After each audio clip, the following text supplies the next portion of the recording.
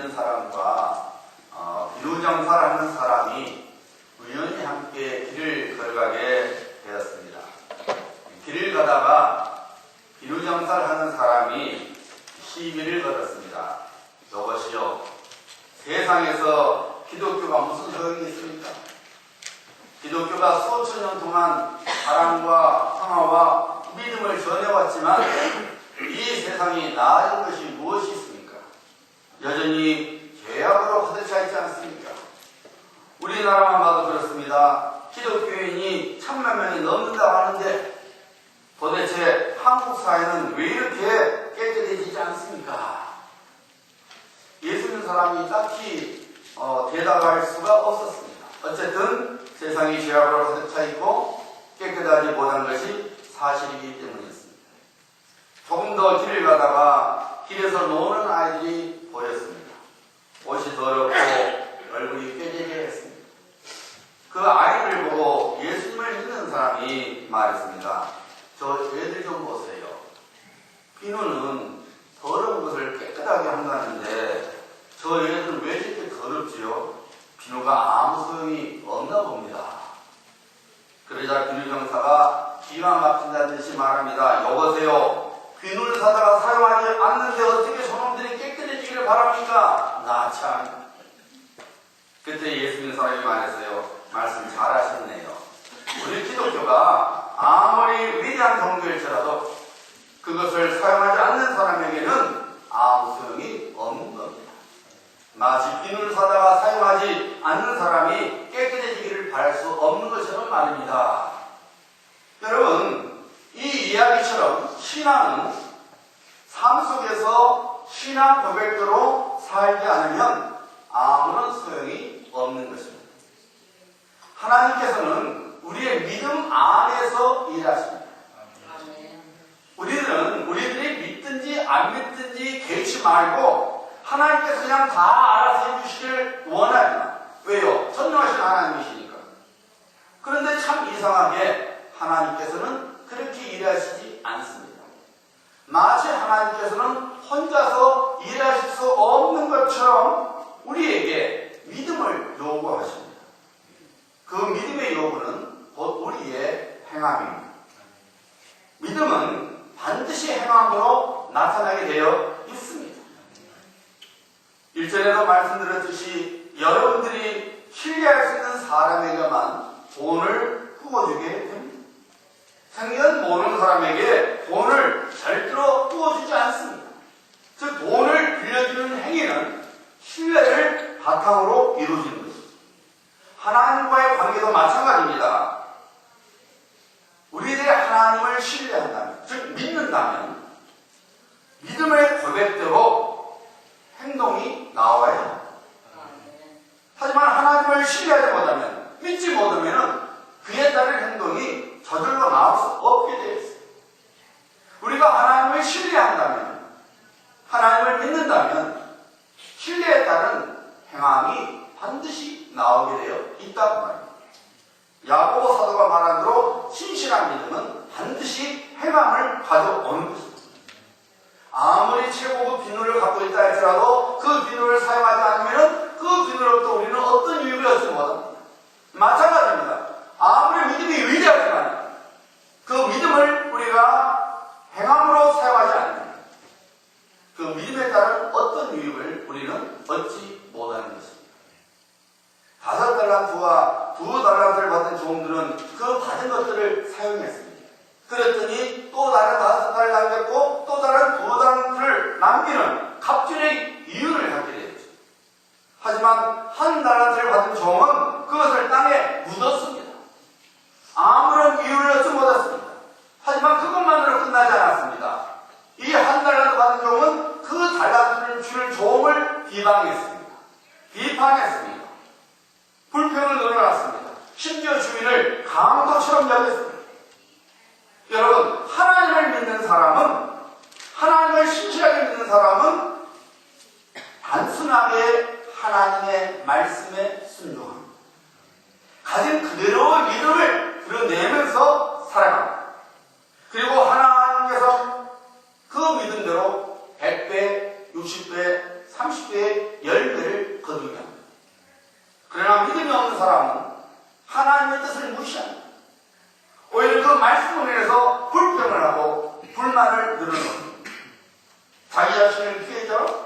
그리고 하나님을 마치 가해자로 여겨버립니다.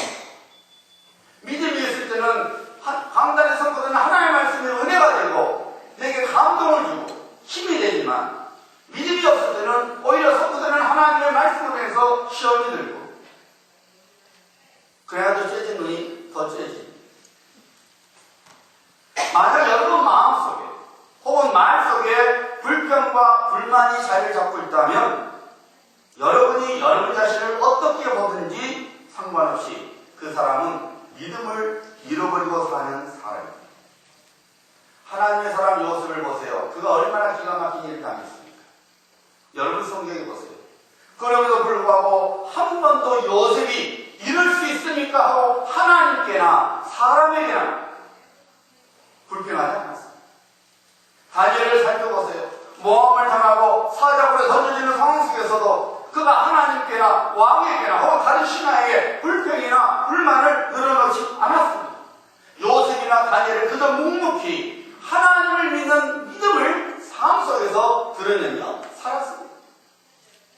걸핏하면 불평하거나 불만을 터뜨리는 사람, 좀 힘든 일을 시킨다고 불평하는 사람, 자기 입장만 생각하고 불평하는 사람은 한 달란트를 받은 종과 같은 사람입니다. 주인이 돌아오기까지 5달란트, 2달란트를 가진 종, 즉 믿음대로 살아가는 사람은 힘이 좀 들었지. 1달란트를 받았던 종은 아무 일도 하지 않았기 때문에 좀 편하게 살았습니다. 하지만 주인이 돌아와서 계산을 하게 되었을 때에 5달란트와 2달란트를 받은 종들은 지금 믿음 생활을 한 사람은 신천과 더불어 주인의 잔치에 참여하는 복을 받았지만 1달란트를 받은 종, 믿음을 팽개치고 사는 사람은 꾸지람과 함께 잔치 밖으로 내어 적금을 당하고 말았습니다. 사랑하는 성도님들, 믿음대로 사는 거 좀 불편합니다. 믿음대로 사는 거 좀 어렵습니다. 왜냐하면 우리 육신의 요구에 반대되기 때문입니다. 하지만 하나님의 상급은 믿음을 행하는 자에게만 주어지는 것을 잊지 말아야 합니다. 이를 증거하는 신뢰들이 성경에는 수없이 나오고 있지 않습니까? 하나님의 은혜 가운데 살고 있는 것을 깨닫지 못하고 가정에서, 직장에서, 생업터에서, 그리고 교회에서 불평하지 말아야 합니다. 불평과 불만은 이미 마귀에게 틈을 보여줬다는 것을 의미합니다. 그리고 마귀는 도적질하고 죽이고 그리고 멸망시키기 위해서 우리에게 오는 것이지 좋은 것을 주려고 우리에게 오는 것은 절대로 아닙니다. 잊지 마시기 바랍니다. 신실한 성도, 좋은 성도, 하나님께서 기뻐하시는 성도는 그 무엇보다도 하나님을 기뻐하는 사람입니다. 하나님의 뜻을 순종하는 사람입니다. 믿음의 고백대로 행하는 사람입니다. 하나님께서 말씀하시듯이 하나님을 사랑하는 자가 하나님의 사랑을 받게 되어 있습니다. 여러분, 우리의 소원이 무엇입니까? 하나님의 사랑을 받고 사는 것이 아닙니까? 그래서 다윗처럼 여호와는 나의 목자시니 내게 부족함이 없으리로다. 그가 나를 푸른 풀밭에 누이시며 쉴 만한 물가로 인도하시노라 하고 고백을 하기를 원하는 것입니다. 자, 오늘 아침에도 계속 다윗의 믿음의 고백을 통해서 나의 하나님께서 어떤 하나님이신지를 알고 삶 속에서 바른 믿음을 행하며 살아야 될 줄 믿습니다. 우리 2절을 다시 한번 읽습니다. 자, 시작. 그가 나를 푸른 풀밭에 누이시며 쉴 만한 물가로 인도하시노라. 다시 고백을 합니다. 하나님께서 그를 푸른 풀밭에 누이게 하셨다는 것입니다. 우리 하나님은 우리에게 일용할 양식을 공급해 주시는 하나님이십니다. 이를 다르게 말씀드리면 하나님께서는 우리 현실 문제, 우리 현실적으로 필요한 것을 예민하신 분이 아니시라 우리의 현실에 필요한 것을 채워주시는, 공급해 주시는 하나님이시라 그 말입니다. 우리들이 흔히 인생살이는 광야 생활과 같다 이렇게 말하죠. 이스라엘 백성들이 살았던 땅은 광야가 많았습니다.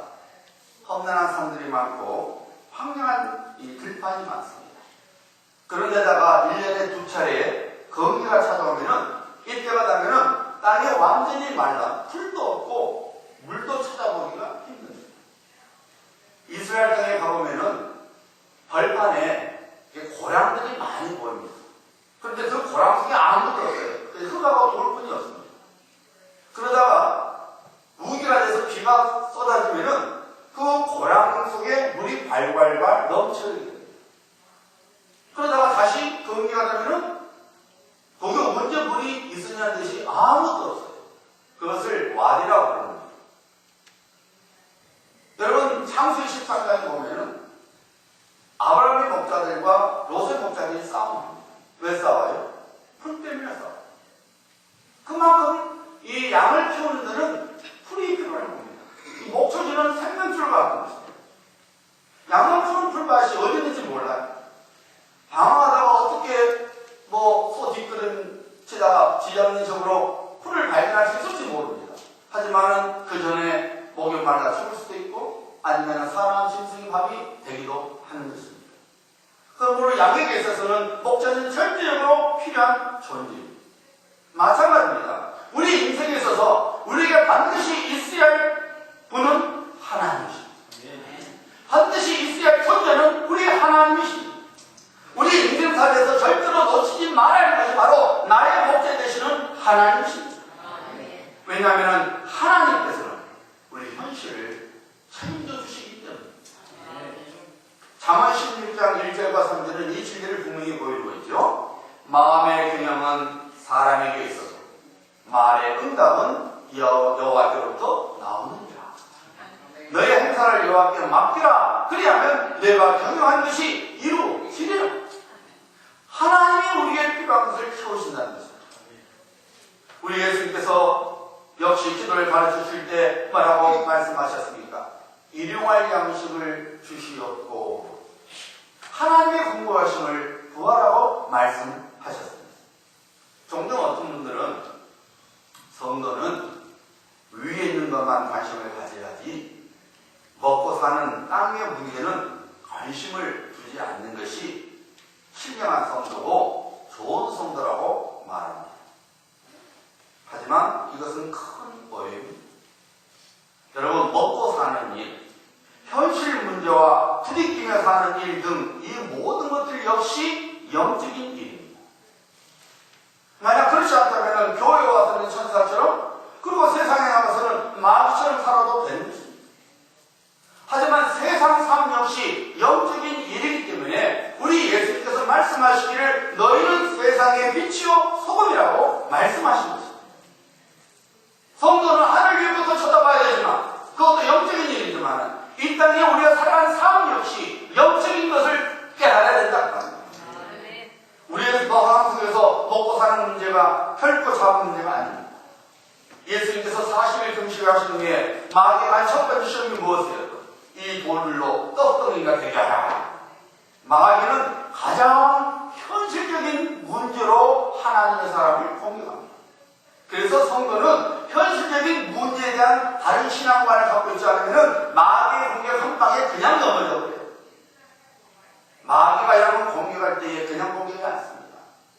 우리에게 가장 절실한 것, 우리가 마음속에 품고 있는 그것을 공격해요. 자존심이 센 사람에게는 마귀가 자존심을 갖고 공격해요. 그러면은 신앙 좋은 사람도 금방 한 방에 넘어져. 물질을 쫓아가는 사람은 마귀가 물질 갖고 거듭니다. 한 방에 넘어가요. 그래서 이 세상의 삶에 대한 바른 신앙관을 갖고 있어야만이 마귀가 어떤 공격을 해도 이겨낼 수 있는. 여러분, 우리들의 건강한 신앙을 위해서 금식을 필요로 합니다. 여러분 1년에 어느 정도 금식하는지 모르겠지만 금식이 우리에게 유익해요. 우리 신앙에 유익합니다. 하지만 먹지 않고 사는 것이 신앙의 기쁨을 좌지우지하지 않습니다. 성령 충만하면 먹지 않아도 되고 물을 마시지 않아도 되는 겁니까? 여러분 엘리야 선지자를 보세요. 엘리야 선지자처럼 성령 충만한 사람이 누구 있어요? 우리 중에 누가 있어요? 엘리야 선지자는 수많은 능력을 행했습니다. 심지어 850명의 거짓 선지자들과 싸워서 이긴 사람이에요. 대단한 사람입니다. 그러나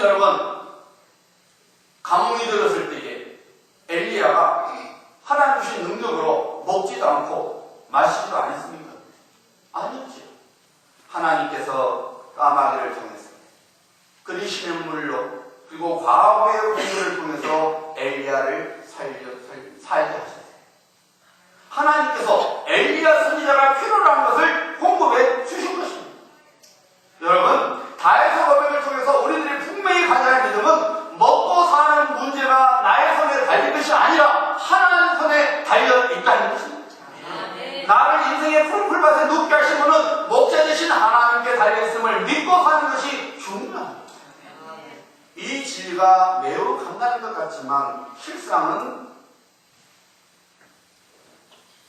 매우 중요한 것입니다.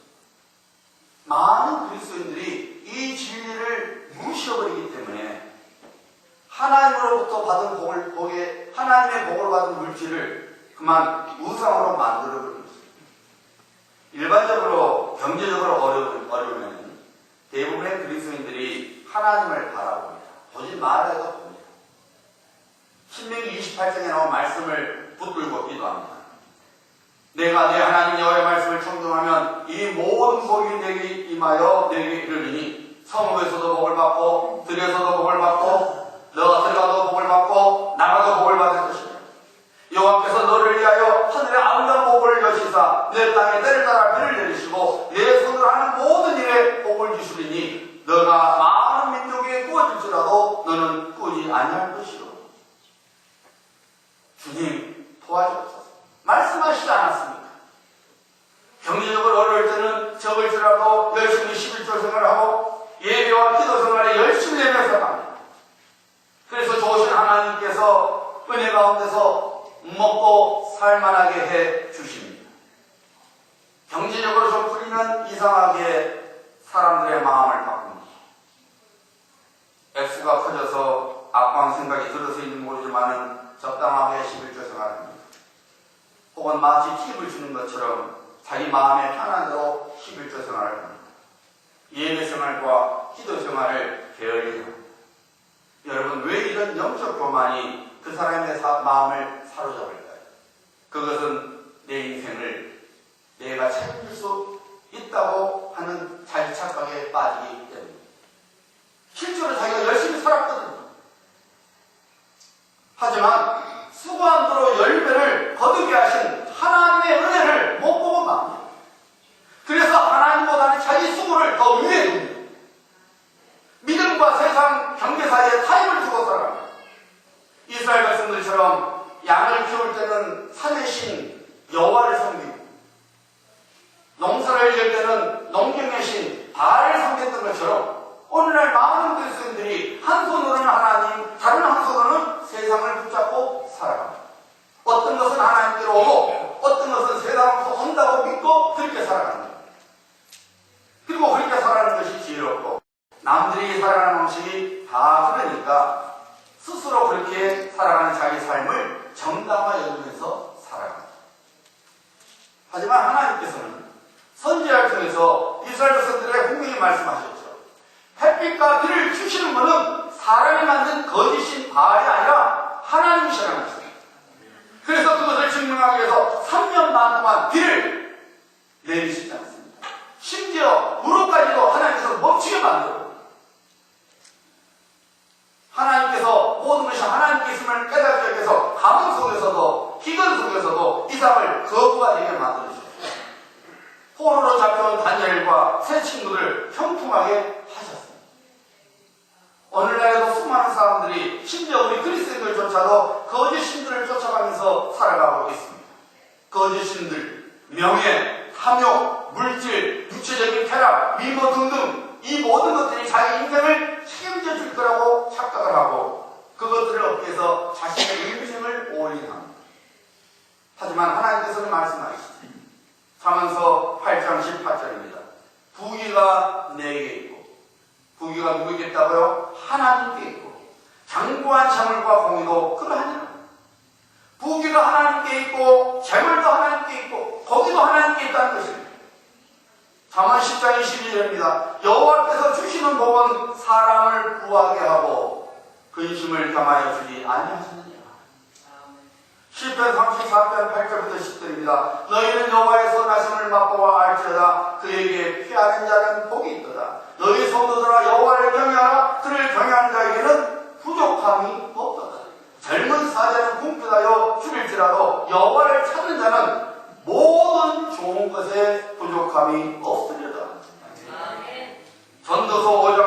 그죠? 어떤 사람에게든지 하나님이 재물과 부요를 그에게 주사 능히 누리게 하시며 제 몫을 받아 수고함으로 즐거우게 하신 것은 하나님의 선물이라. 하나님께서 우리 인생에 필요한 모든 것을 공급해 주신 분이란 말입니다. 우리 인생을 책임져 주신 분은 하나님이시란 말입니다. 이 세상에 쫓는 그 무엇이 아니라 하나님만이 내 인생을 책임져 주시는 분이란 말입니다. 하나님께서는 우리 삶의 필요를 채워주시는 나의 목자이십니다. 영적인 것들뿐만 아니라 현실적인 필요를 공급해 주신 분은 하나님이십니다. 다시 말씀드리면 우리 인생을 책임져 주시는 분은 하나님이시라 그 말입니다. 그래서 마태복음 6장 30절은 오늘 있다가 내일 아궁이 던져지는 들불도 하나님이 이렇게 입히시거든 하물며 너희가 뭐냐 믿음이 작은 자들아. 누가 이 말씀하셨어요? 예수님께서 직접 말씀하셨어요. 하나님께서 들불도 책임져 주시는데 하물며 너희가 뭐냐 하나님이 우리를 책임져 주신다는 것입니다. 사도 바울은 성령의 감동으로 빌립보 4장 19절에서 선포하죠. 나의 하나님이 그리스도 예수 안에서 영광 가운데 그 풍성한 대로 너희 모든 쓸 것을 채우시리라. 하나님께서 채우신다는 것입니다. 여러분 우리를 향한 하나님의 공급하심은 실제적입니다. 신령한 복을 주실 뿐만 아니라 이 땅 위의 복을 우리에게 주십니다. 우리의 영혼이 잘 되는 것이 범사에 잘 되고 강건하게 하시는 분이십니다. 다윗의 복을 다시 한번 들어보세요. 그가 나를 푸른 풀밭에 누이시며 실만한 물가로 인도하시는 도다. 다윗을 푸른 풀밭에 누게 한 사람이 누구라고 했어요? 자기 자신입니까? 아니면 하나님? 그가 하나님께서 나를 푸른 풀밭에 누게 했다는 것입니다. 무슨 말이에요 여러분? 하나님께서 다윗에게 필요한 것을 공급해 주셨다는 것입니다. 오늘 아침 예배를 들으면 우리 모두에게 성령께서 들려주셔야 할 말씀 바로 이겁니다. 우리 먹고 사는 것이 하나님께 있다는 것입니다.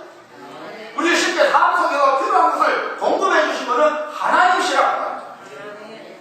우리들이 하나님의 자녀로서 이 영적 진리를 붙들고 살아가면 우리는 절대로 하나님을 그 무엇보다도 아래에 두는 죄를 범하지 않습니다. 반대로 돈을, 명예를, 권세를 그런 것들을 하나님보다 위에 두는 우상 숭배에 빠지지 않습니다. 이 세상의 거짓 신들을 쫓아가지 않는다고 말합니다. 복의 근원이 되신 하나님을 신실하게 바라보며 섬기며 그리고 경외하는 삶을 살게 됩니다. 실제 삶 속에서 좀 부족할지라도 지금 당장 채워지지 않을지라도 하나님을 바라보는 눈을 포기하지 않게 됩니다. 아브라함처럼 요셉처럼 그리고 다니엘처럼 말입니다. 사랑하는 성도님들, 우리 인생 만족은 하나님께로부터 오는 것을 절대로 잊지 말아야 합니다. 일용할 양식을 공급해 주신 분은 하나님이십니다. 풍성케 하시는 분은 하나님이십니다. 하나님께서는 그의 자녀를 위해서 모든 것을 조율하고 계십니다. 그가 나를 푸른 풀밭에 누이시며 쉴만한 물가로 인도하시는도다 하고 고백했던 다윗 역시 한때는 풀한 복이 없는 황량한 광야 같은 인생을 살았습니다. 목이 마른 인생을 살았습니다. 하지만 목자 되시는 하나님께서 푸른 풀밭과 맑은 쉴만한 물가로 인도하시사 삶의 만족과 통통함을 주셨다고 그는 고백하지 않았습니다. 다윗의 하나님은 우리 하나님. 하나님께서 다윗의 필요를 공급해 주셨듯이 다윗의 필요를 책임져 주셨듯이 오늘날에도 여전히 우리의 필요한 것을 공급해 주시고 우리의 삶을 책임져 주십니다. 어쩌면 지금 당장은 황량한 광야에서 있고 말씀물이 없어서 갈증 속에 있다 할지라도 하나님께서 모든 것을 합력하여 선을 이루신다는 이 믿음을 놓치지 말아야 합니다. 그리고 지금 눈에는 보이지 않지만 지금도 하나님께서 우리를 위해서 살아갈 수 있는 힘을 허락하시고 환경을 만들어 계시고 그리고 인맥도 만들어 가고 계심을 믿어야 합니다. 말이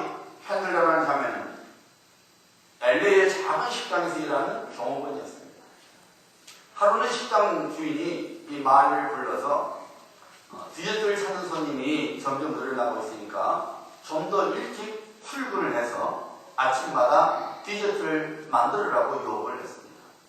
그 말을 들은 마리는 화가 났습니다. 지금 하는 일만 해도 벅찬데 디저트까지 만들라고 하네. 참 너무하네. 마음에 화가 났지만 이내 마음을 고쳐먹었습니다. 그래, 이용하는 거 최고 디저트를 만든다. 이용하는 거 하나님의 자기답게 기쁨으로 하자. 그래서 디저트를 만들기 시작했습니다. 놀랍게도 이 마리가 만든 이 디저트 파이가 인기를 끌기 시작했습니다.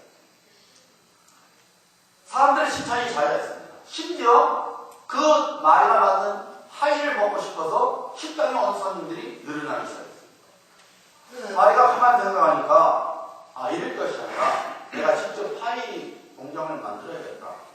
파이 회사를 만드는 회를 만들어야겠다. 그래서 작은 가게를 세를 내서 거기서 파이를 자기가 직접 만들어서 팔기 시작했습니다. 놀랍게도 그 마리 작은 회사가 번창하기 시작했습니다. 아들이 사업에 합류해야 할 정도였습니다. 지점이 늘어나기 시작했습니다. 현재 마리의 회사는 100여 개의 레스토랑을 거느리고 있고 그곳에 생산되는 모든 냉동 파이와 다른 종류의 디저트는 여러 마트에서 판매되고 있습니다. 하나님께서 만들어주신 것입니다. 시편 31편 15절에서 다윗은 고백하고 있습니다. 나의 앞날이 주의 손에 있어. 나의 앞날이 주의 손에 있어. 내가 먹고 사는 것이 아니라 하나님이 먹이 주셔서 살아가고 있음을 우리는 믿어야 합니다. 우리의 현재와 미래가 하나님의 종의 손에 달려 있음을 믿고 살아가야 합니다. 다윗에게 하셨던 것처럼 하나님께서 그의 시간이 되면 복의 봇가래를 풀어서 우리에게 부어주는 날이 반드시 찾아옵니다. 우리를 푸른 풀밭과 쉴만한 물가로 인도하시는 때가 반드시 오게 되어 있습니다. 오직 우리는 이 믿음으로 나의 공급자 되시는 하나님만을 의지하며 살아가는 겁니다. 하나님께 소망을 두고 살아가는 것을 놓치지 말아야 합니다. 하나님께서는 돌멩이 하나 갖고도 골리앗을 이기게 하시는 것입니다. 우리 하나님께서는 볼품없는 지팡이 하나 갖고도 단전에서 샘물을 쏟아내고 하나님의 기적을 만드신 분이십니다.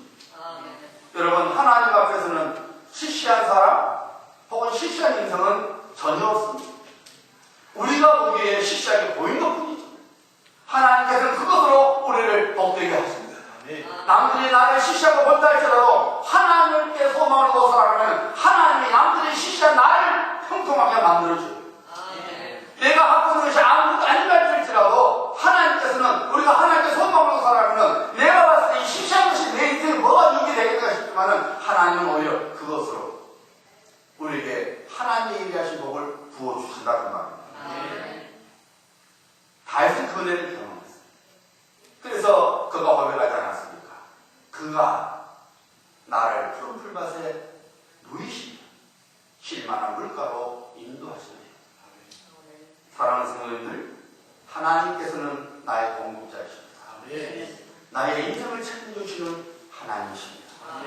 우리는 하나님의 복을 받았으며 받고 있으며 그리고 다들 하나님의 자녀입니다. 사람 때문에, 환경 때문에, 혹은 인생 문제 때문에 나의 공급자가 되시는 하나님을 놓치는 어처구니 없는 실수를 범하지 말아야 합니다. 예배와 기도 가운데서 하나님께서 공급하시는 이삭의 은혜를 줍다 보면 지금은 이삭에 불과하지만 하나님의 때가 되면 하나님께서 하셨습니다 하고 고백을 할 수 있는